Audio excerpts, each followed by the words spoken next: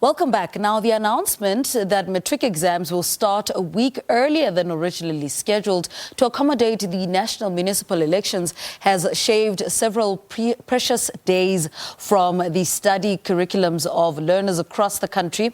However, help is at hand, and the class of 2021 still has time to access the Woza Matric and Matric live sites supported by Old Mutual. Matriculants can revise and browse exam preparation tips, giving them a chance to catch up and maximize the dwindling time available for exam preparations. Now, for more on how they can access this information and the app, we're joined by Tukisang Senne, Woza Matric, as well as Kagisho Masae, Matric Live. Gentlemen, good morning. Welcome to Morning Live. Good morning.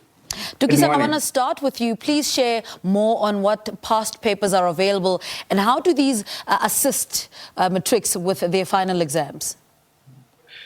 Thank you very much. I think good morning once again to all the viewers. The first thing to note is that, passing matric or passing any exam ultimately is really about how well prepared you are.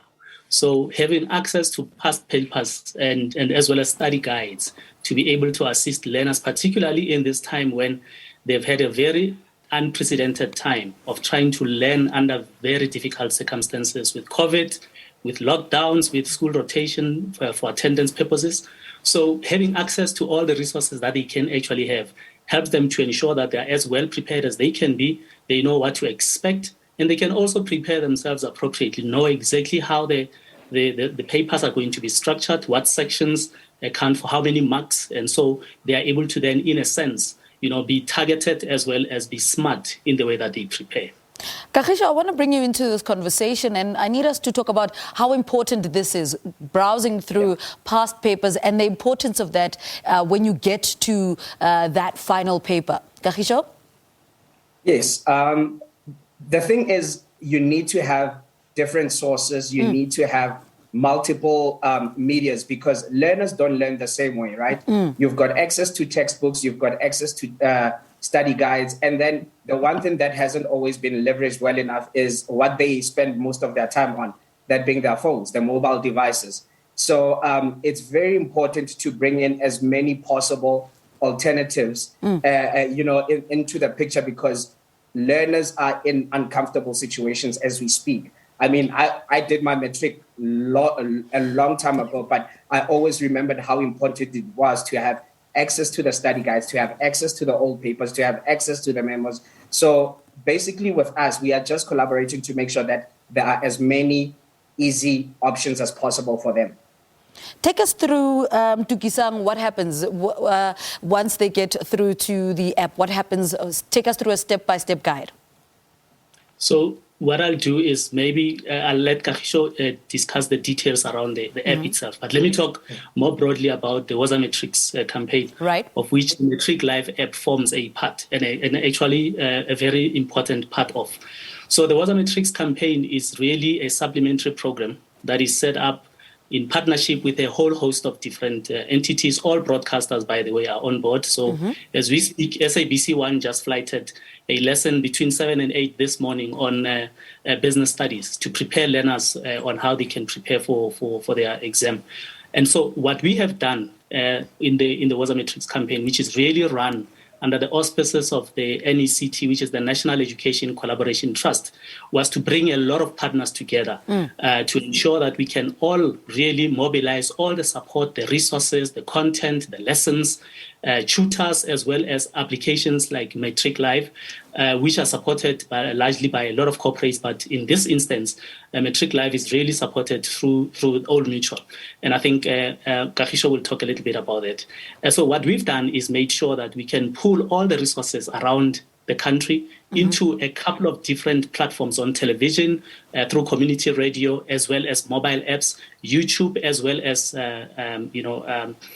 your other digital platforms that are really available that learners can access very, very easily. So that's exactly what we try to do. So what we then seek to really do is bring resources, to bring examination preparation, but also be mindful of the fact that learners struggle as well. So they will be anxious, they will be panicked, and they will have stress. So we also bring care and support in there. So we've brought in organizations that can provide them with that care and support as well as part of the package that we bring to the table, because we understand that learners are not just, entities. They are people with feelings, with emotions. And so we need to cater not only to their academic requirements and needs, but also to their emotional and well-being needs as well. And I'll yield to Kagisho to talk you through how the app actually works and how the learners can actually access all the different resources that are on the app.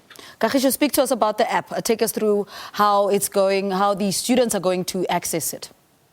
Perfect. The app is available across all the distribution channels for mobile applications. So it's available on Google Play, it's available on Huawei App Gallery, and it's also available on iOS. Now, how we've structured the app is that we have pretty much put a summary of the different, but mainly the main subjects that are tested and learners find difficulty with. So what you will get there, you will find the main subjects like life sciences, mathematics, math literacy, accounting, geography. But then we also do offer the rest of the subjects. The degrees of detail in the content differs depending on how major a subject may be. Now, what happens is that learners do get access to each of the content. At the end of each subject, they are able to test themselves and see how well they're doing and get insights on what the strengths are and what the weaknesses may be. What's very key as well here is that we've tried to gamify it to a degree. So learners earn points depending on how well they do on the app. And they are able to see a ranking. They see a national ranking on how well they are doing in the country. But then also you can segment the rankings according to your school, for bragging rights. So we've kind of integrated that into the picture as well. But very important, which comes into the partnership. We realized very early that you can't do this on your own. So what happened is that fortunately through the Old Mutual Learn, Think, Do program, they were able to kind of own the math literacy section in our app. Now in the math literacy section is that you found content that has been created and curated and approved by Old Mutual, the Department of Basic Education, the National Education Collaboration Trust, that being Tukisang Senne and the team. They were able to approve that in 11 official languages. Now, what we then did is that we took that content and integrated it into our math literacy section, where learners are actually able to get this content in whatever language they want to.